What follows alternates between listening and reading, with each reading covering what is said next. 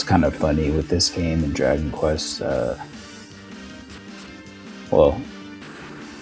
I don't know. This game, I'm in. I mean, I'm kind of just starting out in both games, but Dragon Quest,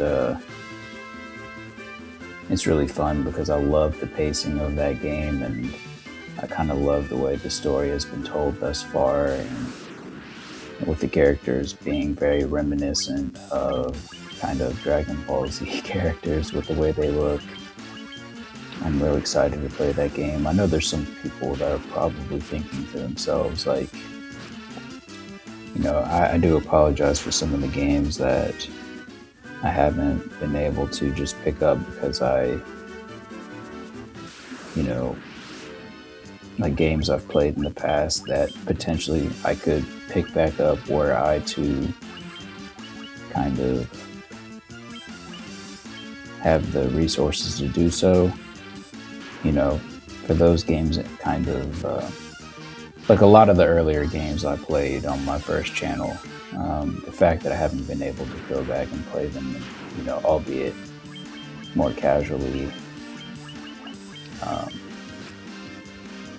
I do apologize for that being the case, but I think a lot of them ended appropriately, or probably that's how they were supposed to end, for me at least. But when it comes to like some of the games that got cut short because of kind of third party interference, like with Blade Chronicles 3 and SD Gundam Battle Alliance to a lesser extent, I do apologize about the fact that those games got cut short, and the same can be said for Sword of Convallaria that I retired from, and Pokemon Ultra Moon, the Pokemon Ultra Moon run on the second channel, the card opening video, the fact that those got cut short, I apologize for, but I will try to push through with this game and Dragon Quest VIII. This game is really fun. I'm probably just like grinding right now north of Cordelia, in the area that is right up from the bridge that you have to take after the kind of prologue at the beginning of the game, letting you know the game's starting. I'm probably just like moving throughout this area, doing the same thing I was doing in the Chaos Shrine, which is essentially grinding. But when I do pick back up with SD Gundam Battle Alliance, Dragon Quest VIII, this game, and Phantom Breakers will be a nice outlet for me to, do what I've been doing, which is trying to, connect with people in that way, but more importantly, also give my thoughts on the game and what I plan on doing. I can do that through those avenues, those three games. Pokemon Showdown, I'll continue to upload every day to the second channel. And then I will do the same with Legend of Heroes and Fantasia for the second channel.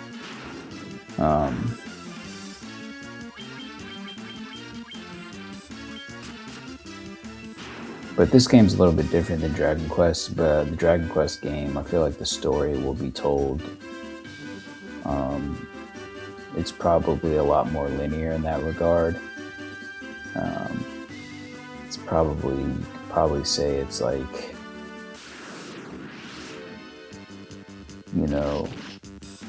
it's just more linear. I don't know. I mean, you can, with this game, it's a lot of exploring, managing your party, the spells they have equipped, and then obviously what you're doing in battle. But, with this game, it's kind of, I could see how someone might get not only lost, but might reach a point where, they might want to quit because they don't know what to do, if that makes sense. Thankfully, I haven't had to go online to see kind of what to do. The only time I went online to look up anything about this game was how to get the rune sword. And but other than that, I haven't had to look up as of yet, you know, stuff like what to do and where to go. I've been able to kind of just play the game naturally. I'm hoping that will continue to be the case going forward, especially with what I have equipped and with also how I play the game. And I think that's supposed to be kind of like a part of this game, the whole kind of exploration.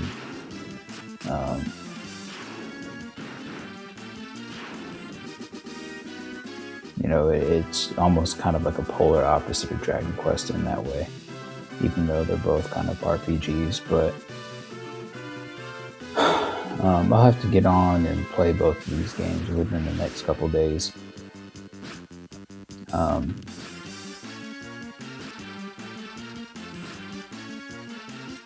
But like I said, like in the future, it might seem like a lot is going on right now, but it really isn't. Pokemon Showdown for me is just something that I'm doing for Pokemon fans, especially considering tomorrow I'm going to upload my last Pokemon Emerald Blitz video. So, I've liked some newer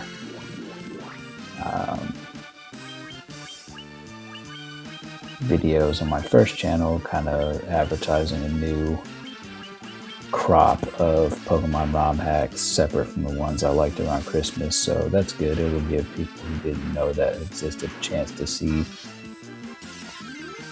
the newer or some of the newer ROM hacks that have been announced, in addition to the ones I liked around Christmas. And then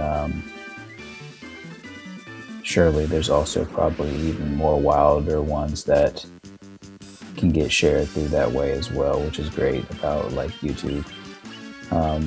Having said that, there's Pokemon like XD DX Gale of Darkness ROM hack that looks really beautiful for the GameCube. But there's also one called Pokemon Nova, which is kind of advertised as like an open world thing.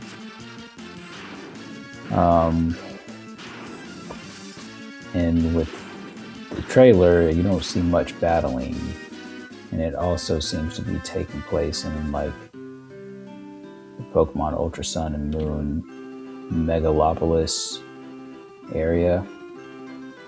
So if that ROM hack is available for the GBA emulator, I might have to download that. Pokemon Null looks really good as well, but it also looks kind of like it could be one of those ROM hacks that's a little bit out there. I try to play some of the ROM hacks that are extensions of the story, the mainline games. I guess I can look up right now if Pokemon Nova is a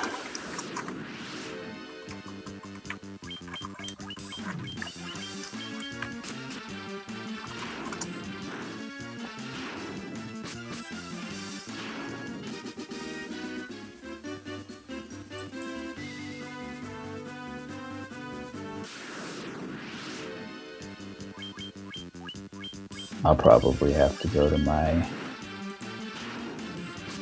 YouTube and see. I'll have to download it from the Nova Hoenn. This might be it. It looks like it's a 3DS.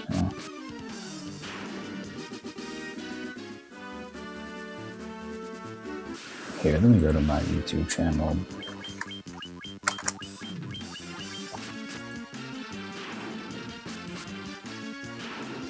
Well, I'll wait till the next video to look it up.